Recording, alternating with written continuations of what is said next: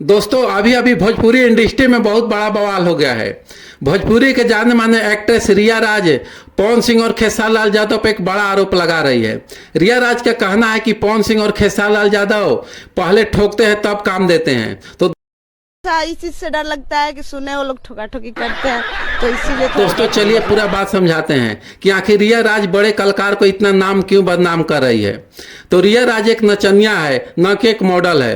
वो stage dance करके पैसा कमाती है। वही रिया राज अपने अड़ोसी पड़ोसी के शादी में डीजे पर डांस करती है। शिल्पी राज के गाना चांद के पार ले जाइबा का गाना पर जैसे ही डांस करके वीडियो बनाती है और अपने इंस्टाग्राम आईडी पर डालती है, उसी से रातों रात वायरल हो जाती है। इसके बाद मीडिया और चैनल वाले उसका इंटरव्यू के लिए आते हैं, तो मीडिया के माध्यम से आरोप लगाती है कि पावर स्टार पवन सिंह और खेसारी लाल यादव ठोका ठोकी करके काम देते हैं। डर लगता है कि सुने वो लोग ठोका ठोकी करते हैं, तो इसीलिए अरविंद अकेला सिर्फ सुघरा के काम देते हैं।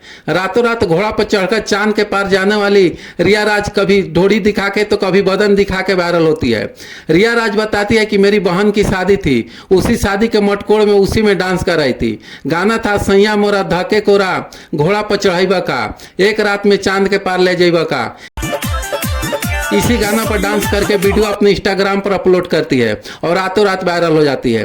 इसके बाद मीडिया और चैनल वाले इंटरव्यू के लिए आने लगते हैं। इसी में किसी ने पूछा कि क्या आप पवन सिंह और खेसारी लाल यादव के साथ काम करना चाहती हो।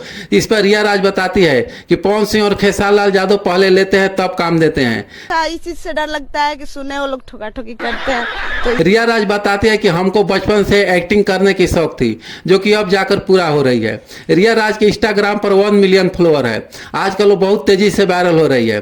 तो दोस्तों आप लोग कमेंट करके बताएं कि रिया राज पवन सिंह और खेसारी लाल यादव पर ऐसी घटिया बयान देकर सही किया गलत की।